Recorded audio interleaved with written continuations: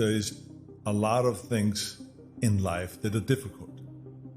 And you have to ask yourself the question right off the top, are you going to be one of those guys that are going to go and back off every time something is difficult?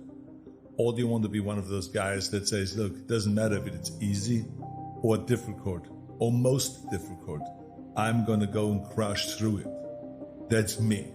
That's the person that I want to be, and I'm going to prove it to myself, and I'm going to prove it to the rest of the world. It drives me crazy when people say they don't have enough time to go to the gym for 45 minutes a day and work out, or to do something for 45 minutes to an hour a day to improve, if it is physically improve or if it is mentally to improve.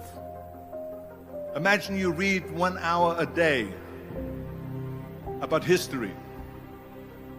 How much you will learn after 365 hours in 1 year. Think about if you study about the history of musicians, of composers, how much you would know. Imagine if you would work on a business, on some business that you want to develop every day for an hour. Imagine how further along you will go and get.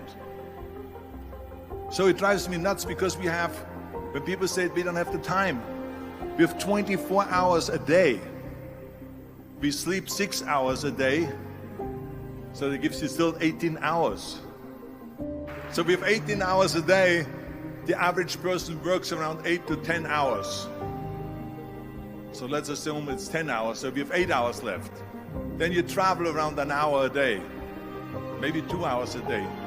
So now you have still 6 hours left. So what do you do with these 6 hours? What do you do with these 6 hours? Then we eat a little bit, then we schmooze a little bit, talk a little bit to people and all that stuff. But you can see how much time there is available if you organize your day. So you got to work hard. I mean, let me tell you something. When I went to America, I went to college. I went and worked out 5 hours a day. And I was working on construction. Because in those days in bodybuilding, there was no money. I didn't have the money for food supplements or anything. So I had to go to work. So I worked on construction. I went to college. I worked out in the gym, and at night from 8 o'clock at night to 12 midnight, I went to acting class 4 times a week. So I did all that. There was not one single minute that I wasted. And this is why I'm standing here today. I became very friendly with Muhammad Ali in the 70s. And Muhammad Ali worked his butt off. And I saw it firsthand. And I remember that there was a sports writer that was there in the gym when he was working out and he was doing sit-ups. And they asked him, how many sit-ups do you do? And he said, I don't start counting until it hurts. Now think about that. He doesn't start counting his sit-ups until he feels pain. That's when he starts counting. That is working hard. And so you can't get around the hard work. It doesn't matter who it is. I remember when I wanted to be a bodybuilding champion, including my parents and everyone else around me, said this is impossible. Why don't you become a ski champion? That's what they do in Austria. Or a bicycle champion, they'll do some track and field. You can't be a bodybuilding champion. That is exactly what I heard, and of course I proved to the people that it can't be done. So whenever someone said to me, it can't be done, I heard it can be done. When they said no, I heard yes. And when they said it's impossible, I heard it is possible.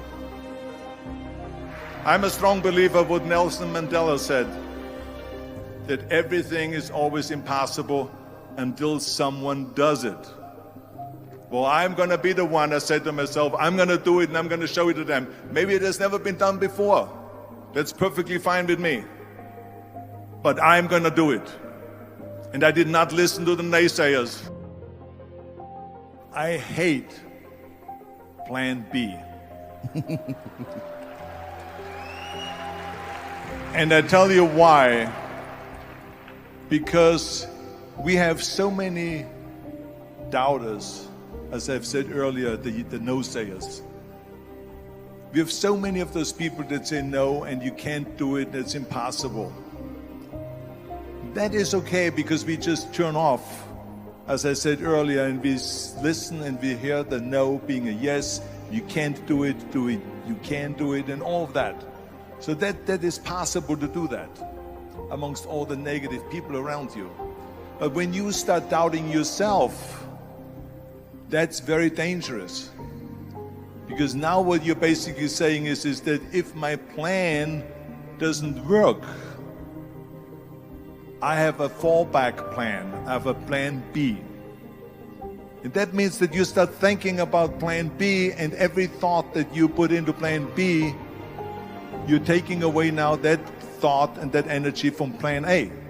And it's very important to understand that we function better if there is no safety net, because plan B becomes a safety net. It says that if I fail, then I fall and I get picked up and I have something else there that will protect me. And that's not good, because people perform better when there's no safety net. People perform better in sports and everything else if you don't have a plan B. I'm telling you, I've never ever had a plan B. I made a full commitment that I'm going to go and be a bodybuilding champion. I made a full commitment that I'm going to be in America. I made a full commitment that I'm going to get in the show business and I'm going to be a leading man. No matter what it takes, I will do the work. I will do the work over and over and over until I get it. And the same was in politics and everything like that. So to me, it is very dangerous to have a plan B, because you're cutting yourself off from the chance of really succeeding. And the reason, one of the main reasons why people want to have a plan B is because they are worried about failing. What is if I fail, then I don't have anything else? Well, let me tell you something. Don't be afraid of failing, because there's nothing wrong with failing. You have to fail in order to climb that ladder. There's no one that doesn't fail. I failed in bodybuilding. I lost bodybuilding competitions. I lost powerlifting competitions. I lost weightlifting competitions. I had movies that went in the toilet and that were terrible and got the worst reviews. And in politics, I remember I had many of the initiatives on the ballot, and we lost. Hey, we all lose. We all have losses. This is okay. And this is why I say don't be worried about losing, because when you're afraid of losing, then you get frozen. You get stiff. You're not relaxed. You got to be, in order to perform well in anything, if it's in boxing or if it is on your job or with your thinking, is only happening when you relax. So relax. It's okay to fail. Let's just go all out and give it everything that you got. That's what it is all about. So don't be afraid to fail. Michael Jordan said in one of his interviews, when they said, "You're unbelievable, you're the greatest basketball player of all times." I mean, tell me about that. And he says, well, you're just mentioning the successes.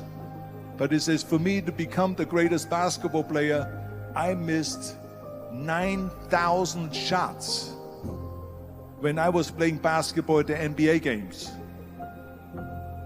So during these games that he was so successful, he missed 9,000 shots. Does it make him a failure? No. He's one of the greatest basketball players of all times, but he failed 9,000 times. Do you get it? We all fail. It's okay. What is not okay is that when you fail, you stay down.